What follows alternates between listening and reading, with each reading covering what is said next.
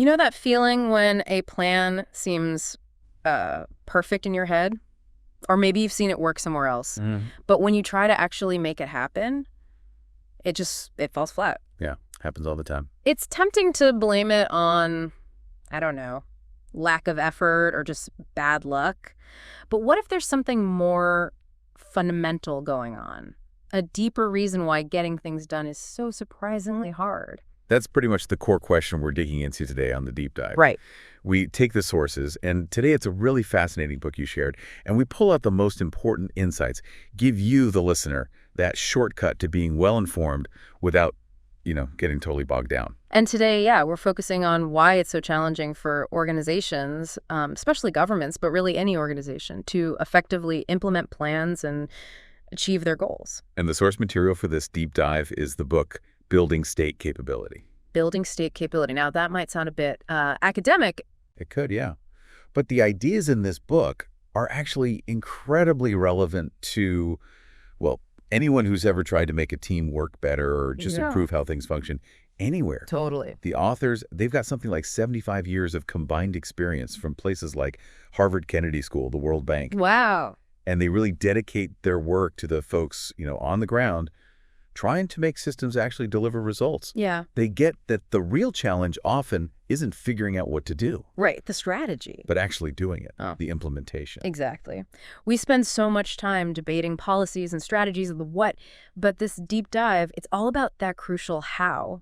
So the central puzzle we're tackling is basically this. Why is it such an uphill battle for states, for organizations, to translate good intentions and, seemingly solid plans into real-world results? It's a question that really cuts across, all sectors and types of organizations, honestly. Okay, let's unpack this then. The book kicks off with a quote from Albert Hirschman, something about a long voyage of discovery. What's the significance of that? Why start there? Hirschman's idea here is really crucial. Think of it like, imagine trying to copy a winning sports team just by getting the exact same uniforms. Okay, yeah. It looks the same on the surface, right? But you don't have the same training, the same teamwork, the underlying skills. You're just mimicking. You're not actually the same. Right, you're just dressing up. Exactly. Yeah. And this quote highlights how simply adopting these surface-level reforms or, copying what looks successful somewhere else often doesn't lead to real progress. It can create this kind of make-believe progress that ultimately just leads to disappointment and cynicism. So it's pushing back against the idea that meaningful change is just a quick template you can download and apply. Precisely. It's more like navigating uncharted territory, where you have to learn and adapt as you go. That's a great way to put it.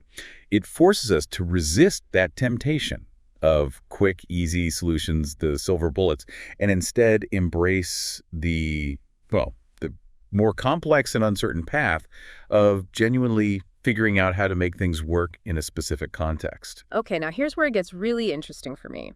The authors talk about this paradox of development. Ah, yes. On one hand, they point to some pretty amazing global achievements, people living longer, earning more, getting more education. That sounds like progress, right? Absolutely. And the book is clear on that.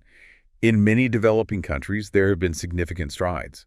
Many of the Millennium Development Goals, for instance, were actually met. Okay. We've definitely seen tangible improvements in people's lives in many, many areas. But then they use the phrase miserable failure, which is pretty strong language. What's failing miserably? The miserable failure, as they call it, is specifically in building the fundamental ability, the organizational capability, to handle increasingly complex tasks effectively and crucially at scale. We've made progress on the, let's say, relatively easier stuff like basic infrastructure, getting some resources in place, schools built, teachers hired. That initial push from having very little to having something, that's a big achievement in itself. Right, getting the basic building blocks in place, that's step one. But the much, much tougher challenge is making sure those building blocks actually lead to the intended results. Gotcha. So for instance, just getting kids into classrooms isn't the same as ensuring they're actually learning. Right. Enrollment versus learning outcomes. Exactly. The authors argue we've often focused too much on these initial inputs, the visible stuff, rather than on building that deep-rooted capability within the systems to consistently deliver quality outcomes. So it's not just about having the ingredients, it's about the recipe and, I guess, the skill of the chef, the whole kitchen operation. It's a perfect analogy. Which brings them to this idea of the big stuck-in-state capability. What exactly does that mean? Well, the core argument here is that having good policies, well-designed programs, specific projects, what they call the 3Ps. Policies, programs, projects. Okay. That's all less important in the long run than the underlying capability to actually implement them effectively. Right. The how again. Exactly. And to really illustrate this, they use a fantastic example. International mail. International mail. Okay. Yeah, the Universal Postal Union, right? It has this detailed, standardized policy that every member country, like 159 of them, agrees to for handling undeliverable international letters. The rule is basically, if a letter can't be delivered, it should be returned within 30 days. Same policy, same rule for everyone. So logically, you'd expect pretty similar success rates across the board, or at least somewhat similar. You'd think so, wouldn't you? But not at all. The results were just all over the map, ranging from literally 0% to 100% of letters being returned within 90 days. Wow, 0 to 100. Yeah, countries like Finland, Uruguay, they were near perfect.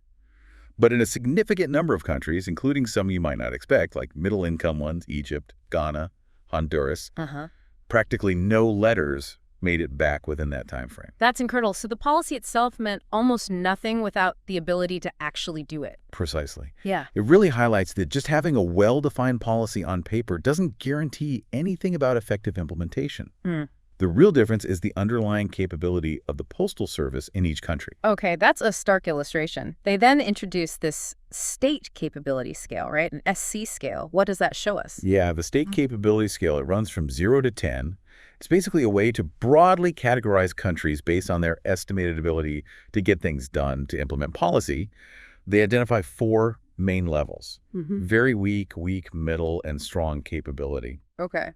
And it's important, they stress, this isn't some rigid ranking system. It's more of a tool to help us discuss and understand these different levels of organizational effectiveness. Got it. And what did they find when they looked at how this capability changes over time in different countries? Is there progress? Well, this is where the big stuck really becomes apparent and, frankly, quite sobering. Uh-oh. For many countries, starting with weak capability, they actually found that their capability score was decreasing over time. Decreasing, going backwards. Yeah. And if you just extrapolated that trend, well, it would take them centuries, maybe even millennia, to reach a strong level of capability. Centuries? That's mind-boggling. It is. And what's maybe even more concerning is that even many middle capability countries also showed negative growth. So past progress doesn't automatically guarantee future improvement. It really seems like a lot of states are kind of stuck in this low capability trap. Wow, that sounds pretty discouraging. So if these states aren't really improving their ability to function, how do they keep going? The book mentions something called successful failure. What's that? Successful failure, it's a really insightful, if maybe slightly cynical concept. It describes how states, or organizations within them, can consistently fail to build real capability, fail to improve their actual performance, yet still manage to maintain their legitimacy. They keep the funding flowing, both from their own citizens perhaps, but especially from international donors and organizations. How does that work? Well, they might adopt the outward appearance of progress or constantly announce new reforms and initiatives without actually making significant strides in their fundamental ability to deliver. It's about looking like you're doing something. So it's like going through the motions, ticking boxes, but without achieving meaningful results. Pretty much. And how do they manage to pull that off? The authors talk about isomorphic mimicry. That sounds complicated. Right. The jargon, isn't it? Isomorphic mimicry. But the core idea is actually quite straightforward. Okay, break it down for us. Think of it as organizations basically dressing the part without actually having the skills or the substance. Ah, like the sports team uniforms again. Exactly like that. It's when organizations adopt the structures, the forms, the practices of other organizations, often ones that are seen as more successful or legitimate, like Western organizations maybe. Right. Not necessarily because those structures and practices are the best fit for their local needs or because they'll actually make them more effective, but because of external pressures. What kind of pressures are we talking about? Well, the book outlines basically 3 types. First, there's coercive pressure, where external organizations or forces essentially require them to adopt certain forms, like a condition for aid, perhaps. Okay. Second, there's normative pressure, where they adopt practices because they're seen as the professional standard, the best practice, what everyone else is doing. Right, the expected way. And third, there's mimetic pressure, where they simply copy or mimic what other similar organizations are doing, often out of uncertainty, just following the herd, you could say. Got it. Coercive, normative, mimetic. And these pressures often come from the global system, pushing countries to adopt international agendas, global standards, supposedly universal solutions, even if they aren't well suited to the actual local context or capacity. So it's like putting on a costume that doesn't actually give you any real power or ability. Exactly. The book uses this really vivid image. Papier-mâché bridges to nowhere. Ouch. Papier-mâché bridges. Yeah. Organizations adopt the superficial appearance of best practices. They build a bridge out of papier-mâché, but without the underlying strength, the steel, the concrete, the capacity to make them actually functional or carry any real weight. Do they give an example? They do.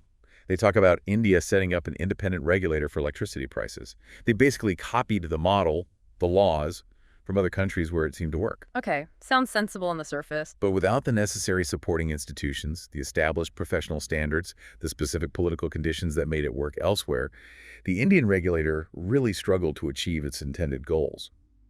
It had the form, but not the function. So the key insight there is that looking the same doesn't mean functioning the same. Absolutely not.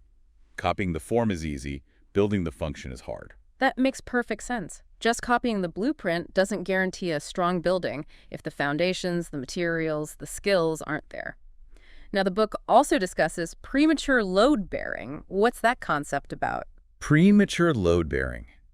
It's essentially when organizations, especially those that are relatively new or have pretty limited underlying capabilities, are expected, or maybe pressured, to handle tasks that are far too complex for them at that stage. Okay.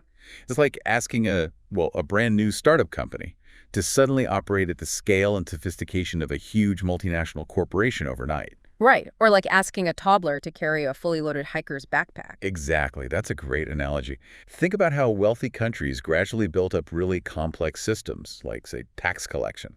That happened over centuries. Yeah, slow incremental development. Right. But developing countries are often pressured, sometimes by donors, sometimes by their own ambitions, to achieve that same level of complexity much, much more rapidly. And that leads to problems. Huge problems. The book highlights the massive differences in just basic resources, using the example of Afghanistan's government spending per person compared to the U.S. It's vastly lower. Orders of magnitude different, I imagine. Yeah. So when you try to apply these complex, best practical models designed for high-resource, high-capacity environments into these low-capacity settings, well, it often leads to this major disconnect. A gap opens up between what the official rules say, what they call the de jure rules. De jure, okay, like by law. Right. And what actually happens on the ground, the de facto reality. The reality on the street. Exactly. But when that gap gets too big, the formal rules start to lose what the authors call their normative traction. Yeah. People stop paying attention to them because they don't reflect reality or they're impossible to follow. They give a really striking example of this with land registration in Afghanistan, right? They do. It's a powerful example. In Afghanistan, while there was a formal legal system for registering land titles and resolving disputes, it was apparently so backlogged, so ineffective, maybe seen as corrupt, that a completely separate informal system for resolving land disputes thrived alongside it, or even instead of it. So the official system was basically irrelevant for many people. That's right. It clearly shows how formal rules can just become decorations when they don't align with the actual capabilities and the realities people face. The book also points out another tension this creates. What's that? Often, within these organizations, you get this split between the upper-level leaders, who might be more connected to these global agendas and donors pushing for the best practices. Right, the ones who go to international conferences. Exactly. And then the frontline staff, the people actually doing the work, who are dealing with very different local pressures, resource constraints, informal demands. And they know the official way won't work. Or it's impossible. This leads to internal tensions, frustration, a lack of motivation, and it widens that gap between what the organization says it does and what it can actually achieve. It sounds like the whole organization just loses its resilience, its ability to cope with stress. The authors use a military analogy here, I think, comparing paper tigers to Spartans. Can you explain that? Yeah, it's a useful comparison. The paper tiger army might look impressive on paper, Lots of soldiers, fancy equipment, grand parades. Oh, appearance. High appearance, exactly. But it lacks the deep organizational strength, the cohesion, the training, the logistics, the morale to actually hold up under real pressure, under combat stress. When things get tough, its capabilities could just collapse very quickly, non-linearly. Okay. And the Spartans. The Spartans, on the other hand, might have fewer resources overall. Maybe they don't look as impressive on parade. But their strong internal discipline, their training, their individual commitment, their robust organization allows them to remain remarkably effective, even in incredibly challenging situations. High robustness, even if total capability isn't maxed out. So the ability to function effectively when things are difficult is a critical part of real capability, not just looking good when things are easy. That's the core point. It's about robustness under stress. They even share an anecdote about General Pershing in World War I. Oh, yeah. He apparently insisted on taking the time to build a truly capable, independent American army before just plugging inexperienced American troops directly into the existing British and French command structures, even though there was immense pressure to contribute immediately. He prioritized building that long-term capability. That really illustrates that tension between immediate demands and the long, hard work of capability building. It does. So, given all these hurdles, the mimicry, the premature load-bearing, the paper tigers, what typically happens when development projects or reforms don't go as planned? What are the standard responses, and why might they actually make things worse? Well, the authors argue, and it's a provocative point, that the way international aid architecture is often set up can unintentionally contribute to these problems. How so? There's often, understandably perhaps, a focus on managing large amounts of money, large portfolios, and showing easily measurable inputs or outputs like money spent, workshops held, laws passed. Things you can count easily. Exactly. Yeah. Rather than focusing on the much harder, messier, longer-term task of achieving real outcomes and building sustainable capability. Right. Measuring learning is harder than measuring enrollment. Precisely. Right. This can create an incentive within aid agencies and recipient governments to look for those proven solutions, those universal toolkits that can be applied everywhere, that look good in reports even when the local context screams for something different. So it reinforces the mimicry cycle. It can, yeah. And when projects inevitably fail because of these underlying capability issues, the typical response is often just, well, to double down on similar approaches, maybe tweak the design slightly or look for the next set of best practices to implement. Without addressing the root cause, the lack of capability. Exactly, without fundamentally addressing the organization's weak ability to get things done. And the really concerning thought they raise is that organizations that have been repeatedly weakened by this premature load-bearing, by trying to implement things they weren't ready for, well, they might actually be harder to fix later on than building capability more slowly and organically from the ground up. Wow. That's a really sobering thought, that the attempts to help can sometimes leave things worse off. It's a risk they highlight, definitely. Now, to really hammer home this gap between policy on paper and reality on the ground, the book uses a very detailed story, a vignette, about getting a driver's license in Delhi. Can you walk us through that one? It sounds revealing. Oh, it's a fantastic illustration. Really brings the de jure versus de facto thing to life. Oh. So officially, the de jure process for getting a driver's license in Delhi involves proving you're eligible, passing a medical test, and then critically passing a practical driving test. Seems straightforward. Standard procedure, sounds like. Right. However, some researchers actually studied this, and they found that a staggering 70% of the people in their study who successfully got a license had used a tout. A tout? What's a tout? It's basically a fixer, an intermediary, someone you pay to navigate the system for you. Okay, so 70% used a fixer. What did the fixer do? Well, here's the kicker. The research found that only 12%, just over 1 in 10 of those who used a tout, actually took the driving test. What this? So the tout got them the license without the test? Apparently so. Meanwhile, almost everyone who didn't use a tout had to take the test. And get this, 2/3 of them failed it. That's insane. It gets worse. To top it all off, the researchers then tested the actual driving skills of those who had gotten their licenses via these touts, and they found that 2/3 of them couldn't actually drive safely. So 2/3 of the people getting licenses through this common channel couldn't actually drive? Exactly. So the real policy in practice, the de facto policy, wasn't about demonstrating driving ability at all. It was about finding and paying a tout.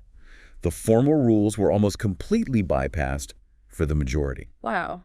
That just perfectly shows how these informal norms and systems can completely undermine the official rules.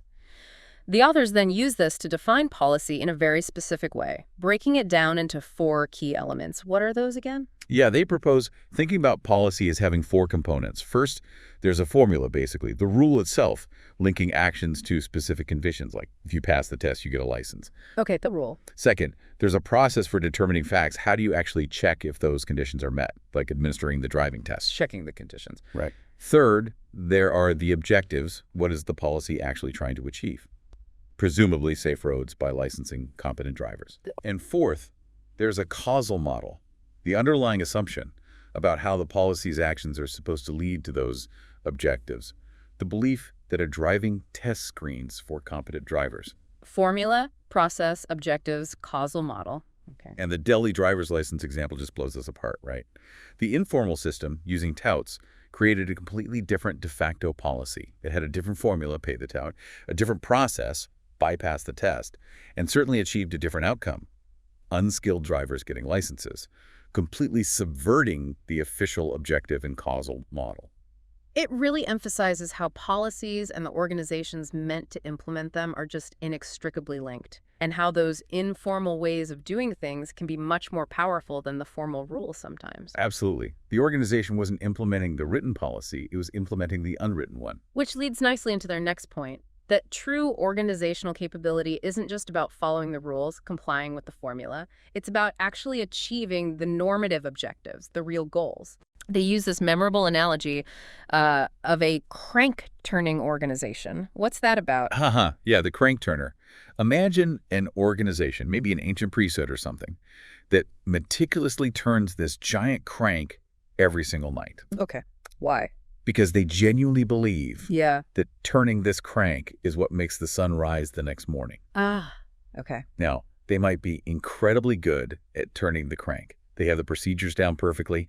Everyone complies. The crank gets turned every night without fail. High compliance. Right, they're following the policy. They are. But they have absolutely zero actual capability in making the sun rise because their underlying causal model, their understanding of how the world works, is completely flawed. So high compliance, zero actual impact on the objective. Precisely. And the authors argue that you see echoes of this in the development world all the time. Organizations become very good at following the prescribed steps of a best practice policy, ticking all the boxes, turning the crank, but they fail to achieve the desired outcomes because their underlying understanding of the problem or the effectiveness of the solution in their context is flawed, or the implementation is just superficial. So it's about looking beyond just checking boxes on the process to asking, are we actually making a real difference towards the goal? That's the critical question. Are we making the sun rise or just turning the crank? They also make a really important distinction, I think, between technical capacity and organizational capability. What's the key difference there? It sounds subtle, but important. It's absolutely crucial. Technical capacity refers to the skills, the knowledge, the qualifications that individual people within an organization possess. Is the doctor trained? Does the engineer know how to design a bridge? Individual skills. Got it. Organizational capability, on the other hand, is about how those individuals with their skills actually work together effectively within the specific systems, processes, norms, and culture of that particular organization to achieve a common goal. So it's the collectivity, the system's effectiveness. Exactly. It's not just the sum of the parts. It's how the parts interact and function as a whole. And they give a really striking example of this, again, from healthcare in India. What did they find? Researchers observed doctors working in public health clinics. Now, these doctors, when tested on their medical knowledge, their technical capacity generally scored quite well. They knew the protocol. Okay, so they had the skills on paper. Right. But when the researchers actually observed their practice in the public clinics, how they treated patients, their performance was significantly worse. Much worse, in fact, than the same doctors performed in their own private practices after hours. Wow. Same doctors, different performance depending on the organizational setting. Yes. And even more startling, their performance in the public clinics was sometimes even worse than less qualified, maybe informal, healthcare providers operating in the private sector in the same areas. That's incredible. It really highlights how a dysfunctional organization, the public clinic system in this case, can actually undermine or suppress the skills of its individual members. Exactly. The organization itself can become, as they put it, value subtracting. The individuals might actually be less productive, less effective within that organizational context than they would be outside it or in a different one. So it's definitely not enough to just hire talented people or train them well. You absolutely need to create an environment, a system, an organization where that talent can actually be used effectively. That's the core challenge of building organizational capability. Okay. The book then circles back to that construction permit example, looking at the doing business surveys to further illustrate these issues with focusing just on regulatory compliance. What was the key takeaway there? Right, the construction permits. They compared the official time it should take to get a permit, Ugh. according to the World Bank's Doing Business survey, that's the de jure time, the rules on paper, with the actual time that businesses reported it took them in reality, based on other surveys, the de facto time. And what did they find? Did the official time predict the real time? Almost zero correlation. Basically, knowing the official processing time told you next to nothing about how long it would actually take a business on the ground. Wow. No connection. Pretty much none. And even more counterintuitively, they found that in some countries with more complex and burdensome formal regulations, longer de jure times, businesses that were actually able to navigate the system, maybe the well-connected ones, often reported faster actual completion times. Faster. With stricter rules, how does that work? Well, it suggests that maybe the formal rules become so complex or unrealistic that they become almost irrelevant for many. People find workarounds, or maybe only firms with special access or know-how can push things through quickly while everyone else gets stuck. It just further highlights that huge gap between the rules as written and the messy reality of getting things done. So focusing only on reforming the formal rules might completely miss the point if the underlying capability or the informal system is the real bottleneck. Exactly. You might be polishing the brass on the Titanic, so to speak. Okay. Now, a common response to these kinds of public sector failures is often, well, let the private sector do it. Public-private partnerships, privatization. Does the book see that as a silver bullet? Not at all.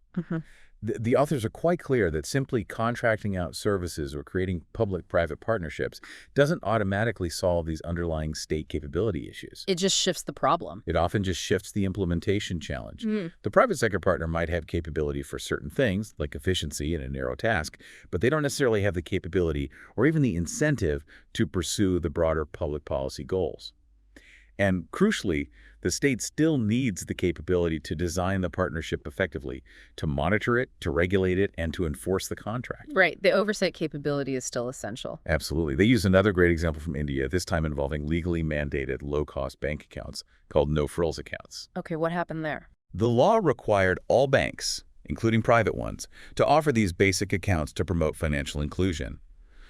But when researchers went undercover, posing as potential customers, mystery shoppers, they found very low rates of banks, even the public sector banks, actually offering these accounts or even admitting they existed when asked directly. Seriously, even though it was the law. Seriously. Yeah. What the bank staff were very good at doing, especially in the private sector banks, was pushing their own preferred products, the more profitable, high-balance accounts. So the private sector capability was there, but it was aligned with their own interests, not necessarily the public policy goal of the low-cost accounts. Precisely. It shows that even when you involve the private sector, you still need effective government oversight and the capability to ensure that public objectives are actually being met. It's not an automatic fix. It really, really underscores that the specific context, the specific organization, the specific implementation details matter so much. The book then shares 3 different studies, all from India again, I think, about using technology and incentives to try and reduce absenteeism among frontline workers, teachers, health workers. What did those studies reveal about how context influences policy implementation?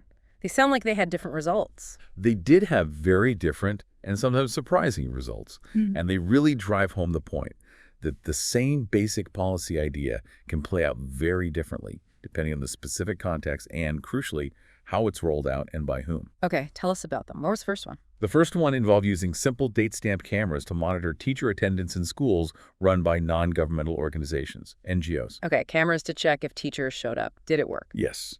In that context, with the NGOs implementing it, it led to significantly improved teacher attendance and, importantly, also improved student learning outcomes. So, a success. Okay, good start. What was the second study? The second one used more sophisticated technology, biometrics fingerprint scanners, to monitor the attendance of healthcare workers in government-run public clinics. Biometrics. High tech. What happened there? The results were mixed and unexpected. It didn't actually change how often the doctors showed up. They seemed less affected by it. Interesting. But it did significantly improve the attendance of nurses and other support staff. Okay, so some improvement in attendance, just not the doctors. That sounds partially successful. Well, here's the paradoxical part. Because maybe the nurses were now there more reliably, but the doctors weren't, or for other complex reasons. People started perceiving the quality of those clinics as worse. Worse, even with better nurse attendance. Yeah. And as a result, fewer people used those clinics. Utilization went down. Okay, that's definitely not the intended outcome. But wait, there's another twist. Because fewer women were using these now perceived as lower quality public clinics for childbirth, more of them ended up going to other, often better equipped facilities. And the net result was actually an improvement in overall birth outcomes in the region. Whoa. Okay, that is complex. The intervention failed in its direct goal, made perceived quality worse, reduced usage, but indirectly led to a positive health outcome because people shifted to better alternatives. Exactly. It shows how interventions can have these completely unforeseen ripple effects, and how just measuring one thing, like attendance, doesn't give you the full picture. Absolutely fascinating. Okay, what was the third study? The third study looked at hiring teachers on short-term contracts, often thought to improve accountability, in Kenya.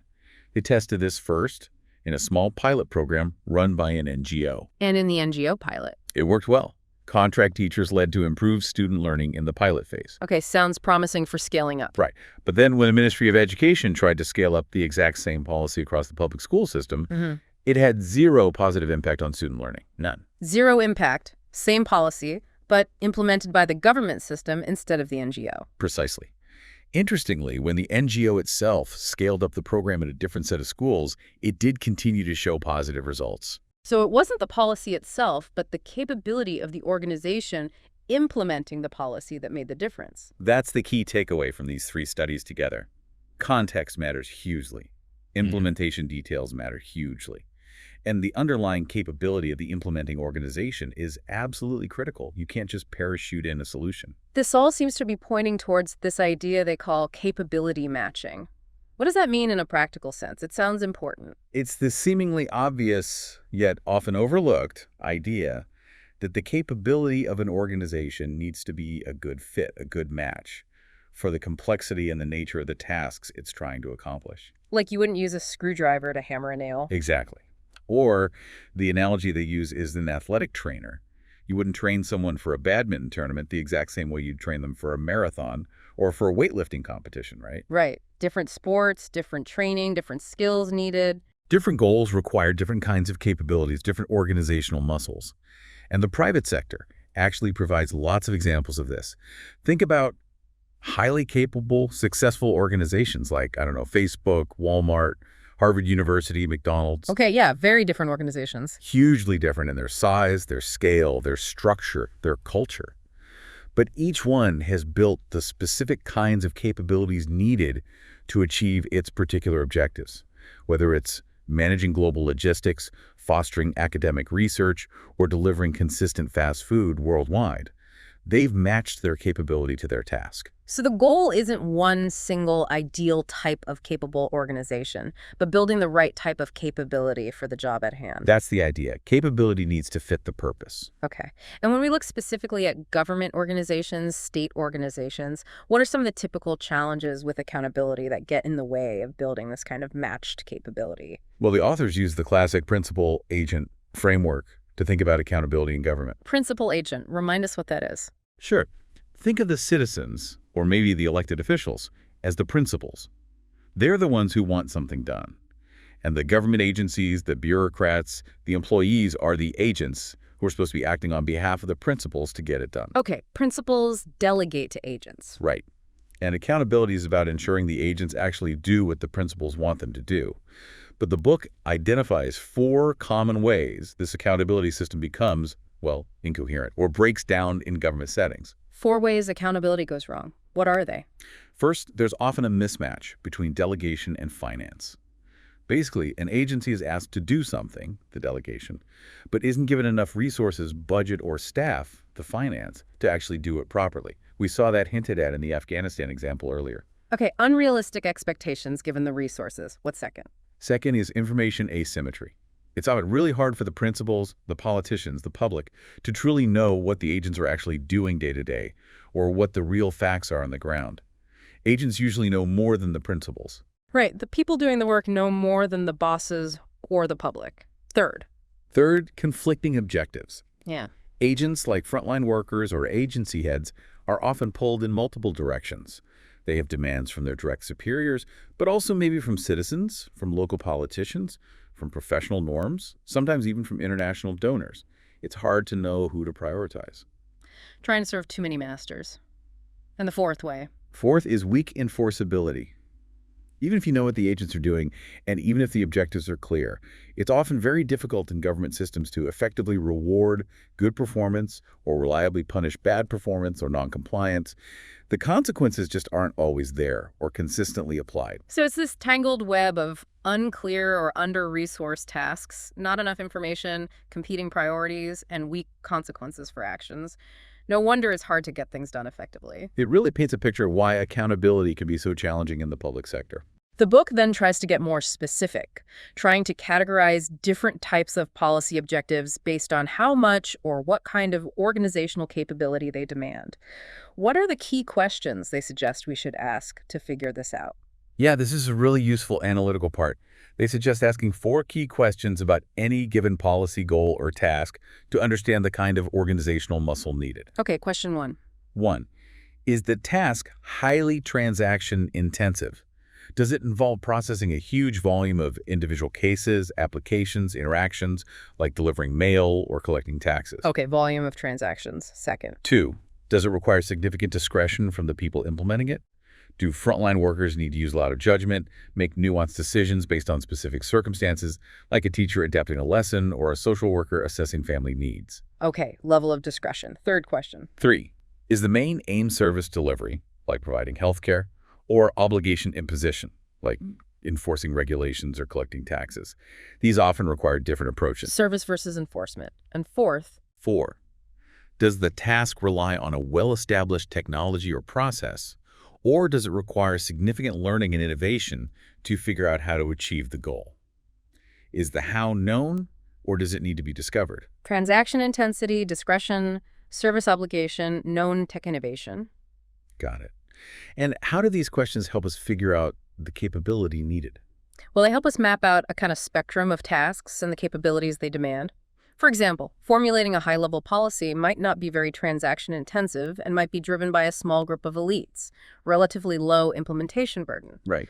Running a logistics operation, like delivering supplies, is highly transaction-intensive, but might be based on clear rules, requiring less discretion. Think UPS or FedEx, high-volume, rule-based. Okay. Then you get to implementation-intensive tasks, like complex service delivery, good quality education, healthcare, or effective regulation enforcement. These often require both high transaction intensity and significant discretion from many frontline agents. This is where things get really challenging. Right. Managing lots of people, making lots of judgment calls. Exactly. And this requires what they call thick accountability systems, where people aren't just motivated by rules and monitoring thin accountability, but also by professional norms, peer expectations, a sense of mission, intrinsic motivation. Successful organizations, they argue, usually blend both thin and thick accountability well. And trying to impose just thin accountability, like simple checklists, in these complex, high-discretion areas, especially in weak institutions, often fails miserably. It can lead to compliance with the letter of the rule, but completely miss the spirit or even encourage gaming the system. Like the crank-turning organization again? Precisely. And then at the far end of the spectrum, you have what they call wicked hard problems. Things like transforming an entire sector or tackling deep-rooted social issues where the solutions aren't known in advance and require significant innovation and adaptation. Okay, so matching the type of accountability and organizational structure to the nature of the task is key. It's absolutely critical for building relevant capability. This all seems to lead very logically to the idea that these standard, off-the-shelf, best practice solutions just aren't going to cut it for these complex capability-building challenges. Right. The standard aspirant often doesn't cure the underlying disease here. So the book introduces an alternative approach, which sounds like the core of their proposed solution. Problem-Driven Iterative Adaptation, or PDIA. PDIA. What's the fundamental idea behind PDIA? PDIA is presented as a way to navigate these complex problems where the solution isn't known up front, where you need to learn and adapt as you go. It's designed for situations where capability is weak and the context is challenging. Okay. How do they illustrate the difference between problems needing PDIA and simpler ones? They use a great classroom exercise, a thought experiment. Imagine trying to plan a trip across the United States if you were doing it in, say, 2015. Easy. Google Maps, book flights, hotels online. Exactly. You have maps, known routes, reliable infrastructure, predictable travel times.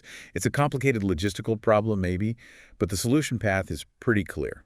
You can use a standard planning approach, what they might call solution and leader-driven change, or SLDC.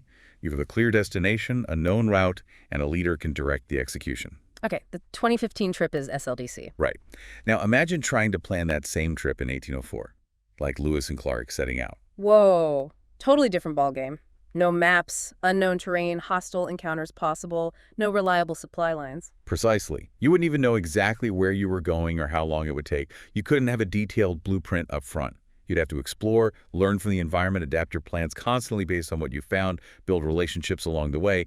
That, they argue, is much more like the challenge of building state capability in many contexts today. And that requires a PDIA approach. So PDIA is for the 1804 type problems, not the 2015 type problem. That's the core idea. And they give examples where trying to use a 2015 blueprint approach for an 1804 type challenge led to failure, like building a fancy courthouse in the Solomon Islands that didn't fit the local justice system, or implementing a complex financial management system in Malawi that the government couldn't actually operate or maintain. Applying the wrong approach to the problem. So what are the key principles of PDIA then? You mentioned 4. Yes, they break PDIA down into 4 interconnected principles. First, focus on specific local problems. Don't start with a solution looking for a problem. Start with a concrete performance gap that people on the ground actually care about solving. Okay, problem first. Second, promote active experimental iterations. Instead of detailed long-term plans, take small, deliberate steps to try things out. Learn quickly what works and what doesn't in your context, and adapt based on that feedback. It's learning by doing. Small steps, learn, adapt. Third principle. Third, establish an authorizing environment that encourages experimentation and learning. You need political support and leadership that understands this isn't a linear process, that allows for deviations from the initial plan, and that protects the team while they experiment. Get permission to experiment and adapt. And fourth, ensure broad engagement and participation. Involve a wide range of stakeholders, not just top leaders, but frontline staff, citizens, other relevant groups to bring diverse perspectives, build ownership, and help solutions stick. Problems, iterations, authorization, engagement. PDIA. Okay. How do you actually do this problem-driven work in practice? What does focusing on problems really mean? Being genuinely problem-driven means you start by focusing on very specific, measurable performance deficiencies, things that aren't working as well as they should be, where there's a clear gap between a current reality and a desired state. Not just complaining about a general situation. Right. It's about moving beyond just identifying a general condition, like corruption is high, to defining a concrete problem that actually motivates people to want to change it. Like, the process for awarding construction permits is delaying projects by an average of 6 months due to demands for bribes at specific points. Making it specific and actionable. Exactly. They use the example of Malawi's Anti-Corruption Bureau, ACB. Just saying the ACB isn't working isn't very helpful. A problem-driven approach would dig much deeper. Why isn't it working? Are cases not investigated properly? Are prosecutions failing in court? Is it starved of resources? Is there political interference? You need to understand the specific causes of the underperformance. So evidence is key to defining the problem properly. Absolutely. Evidence helps move beyond assumptions and anecdotes. They share a fascinating story about how Sweden tackled its persistent budget deficits back in the 1990s. How did they use a problem-driven approach? Well, a group of economists and experts didn't just say the deficit is too high. They carefully analyzed the situation and constructed the problem as specific weaknesses in the capability of the budget system itself. Poor forecasting, weak expenditure controls, lack of medium-term planning. Ah, they define the system capability as the problem. Yes. And they clearly linked these systemic weaknesses to negative outcomes like higher debt and economic instability. By framing the problem this way, backed by evidence, they were able to build a strong coalition and garner political support for quite significant reforms to the budget process itself. That's a powerful example of problem construction. The book also mentions using tools like Ishikawa diagrams, fishbone diagrams. Yeah, fishbone diagrams are a great tool for this problem deconstruction phase. You put the main problem at the head of the fish, and then you brainstorm all the potential contributing causes along the bones, grouping them into logical categories like people, processes, policies, resources, etc. Helps you map out the complexity. Exactly. It helps you see the multiple potential causes and how they might relate.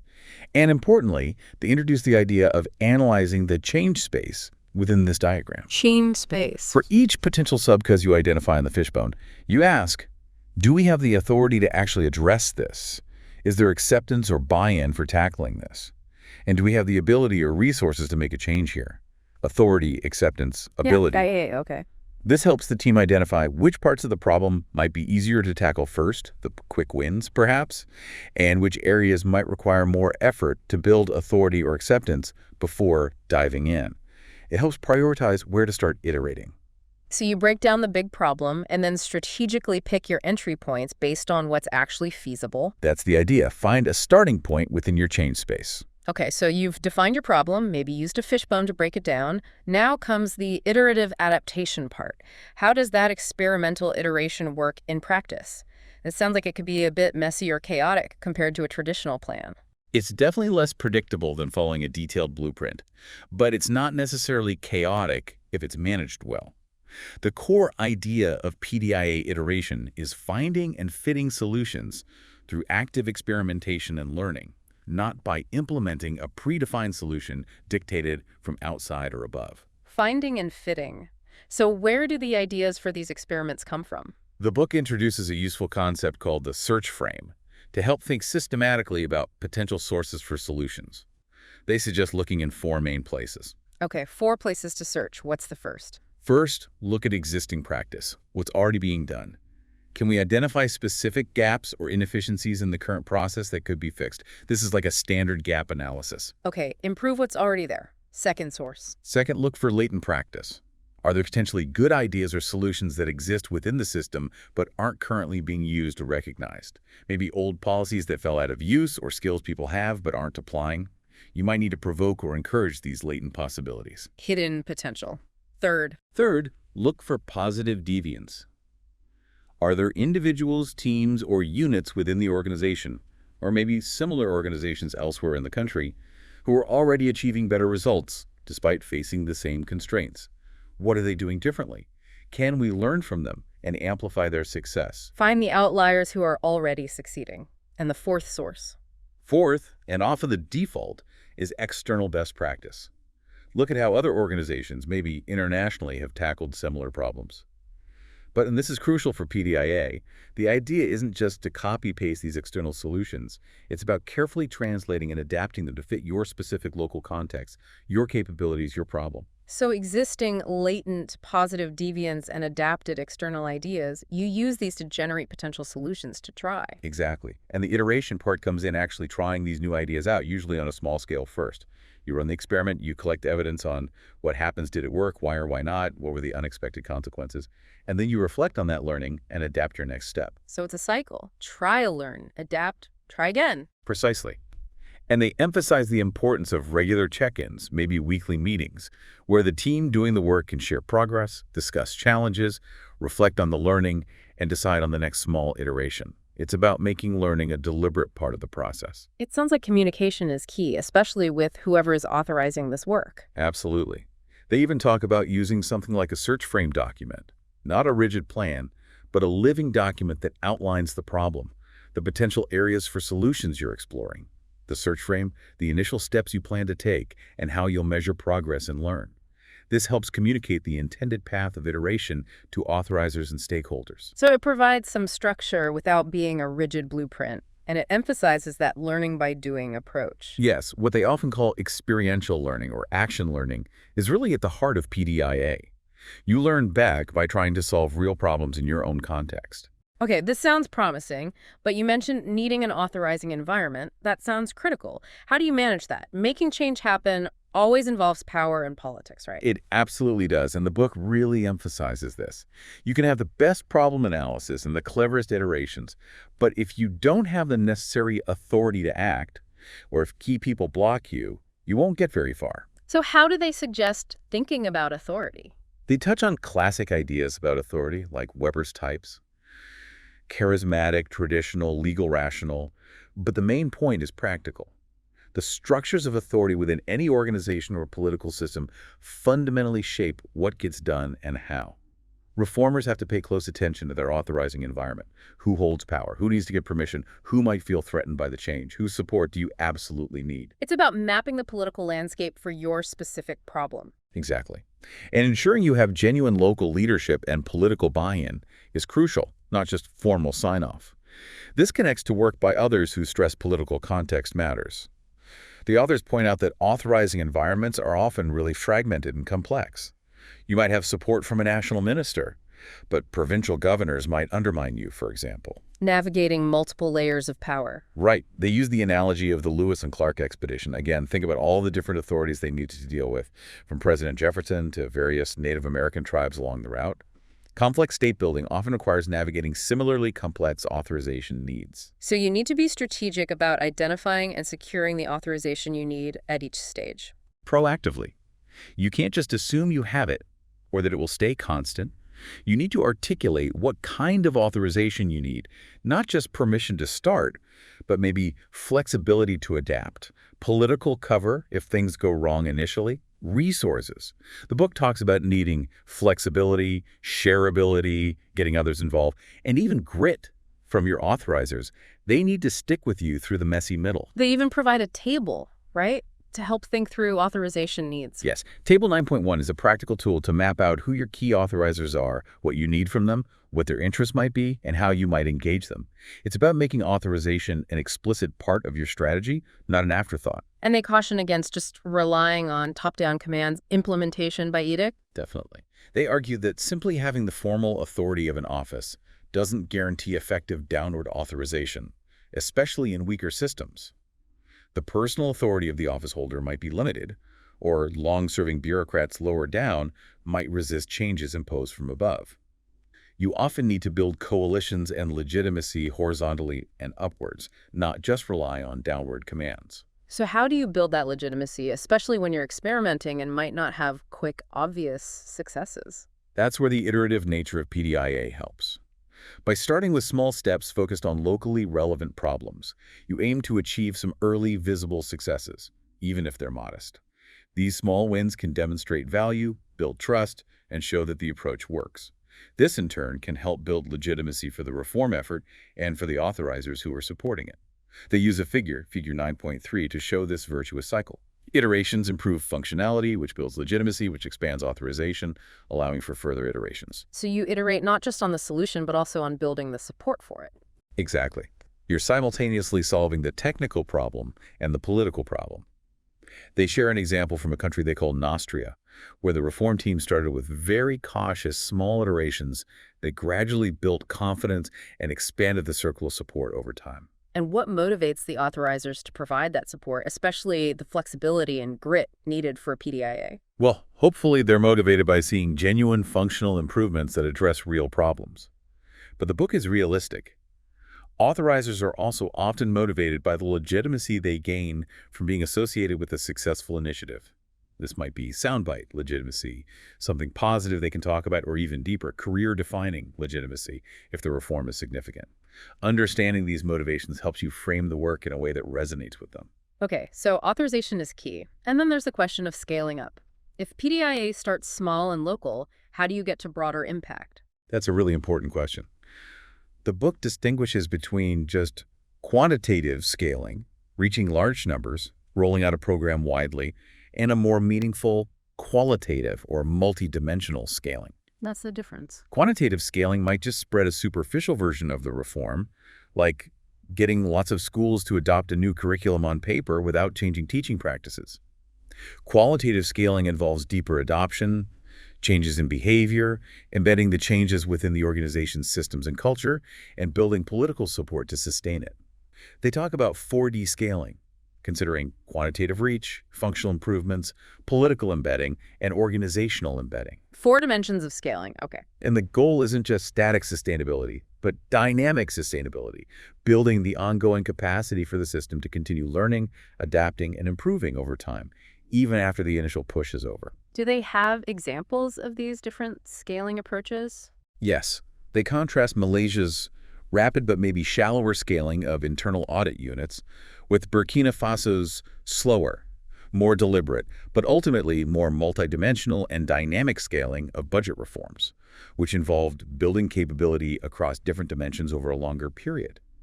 It suggests that slower, deeper scaling might sometimes be more effective in the long run. That makes sense. Building deep roots takes time.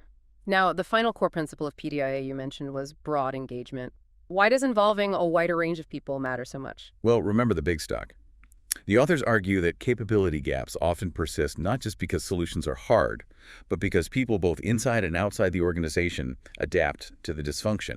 They develop workarounds, informal systems emerge, like the deli touts, expectations get lowered. The broken system becomes the new normal. Exactly. And breaking out of that often requires mobilizing pressure and input from a wider range of actors than just the top leadership. They use Burkina Faso again as an example, where corruption was growing but somewhat tolerated until broader social and political pressure mounted, creating an opening for reform. So engagement helps create demand for change. Yes, and it does more than that. Broad engagement involving diverse actors in the actual change process, frontline workers, middle managers, users, civil society groups, maybe even private sector players, brings several benefits. They illustrate this with network diagrams, figures 10.1 and 10.2. What are the benefits? First, it brings diverse views and local knowledge into the problem-solving process, leading to potentially better, more context-appropriate solutions. Second, it fosters the diffusion of new ideas and capabilities throughout the system, rather than keeping them concentrated in a small elite unit.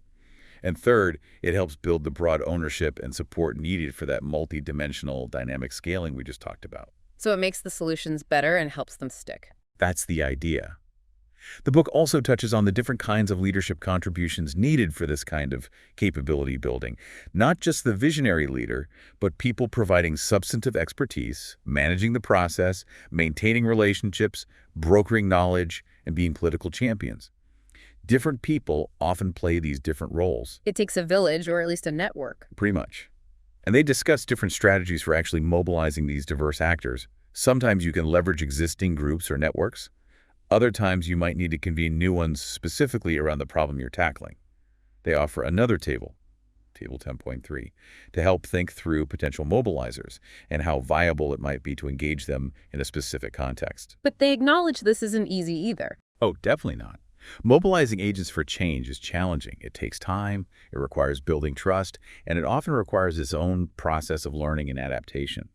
But they argue it's essential for tackling these really complex capability challenges. Yeah. And they point people towards communities of practice like the Doing Development Differently community online as places to connect with others who are trying to do this kind of work and learn from each other.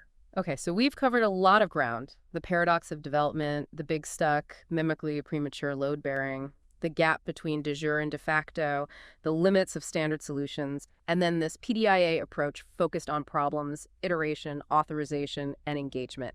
If you had to boil it all down, what's the single most important takeaway from this deep dive into building state capability? I think the core message, the big takeaway, is that building real capability, whether you call it state capability, organizational capability, implementation capacity, it isn't about finding the perfect technical blueprint or just copying what looks good somewhere else. Right. No magic bullets. No magic bullets.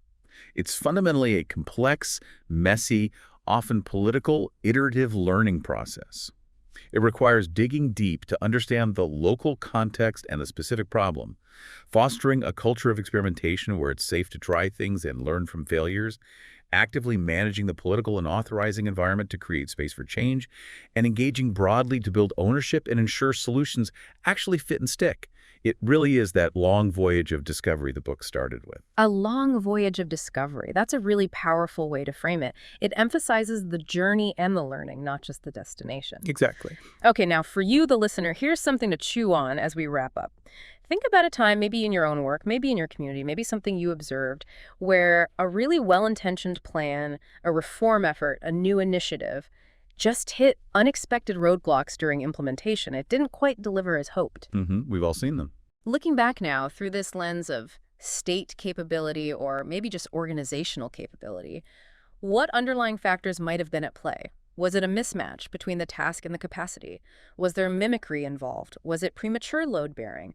Was accountability incoherent? And thinking about PDIA, how might those principles focusing on the specific problem, iterating, managing authorization, engaging broadly, offer you a different way to understand what happened, or maybe how to approach similar challenges differently in the future? It's a useful lens for reflecting on those experiences, definitely. And of course, this deep dive has only scratched the surface of a very rich book. If you found these ideas thought-provoking, we really do encourage you to seek out the book itself, Building State Capability, or maybe explore the Doing Development Differently website and community online. There are many more details, examples, and practical tools there. Absolutely. Well, this has been fascinating. Thanks for taking this deep dive with us today.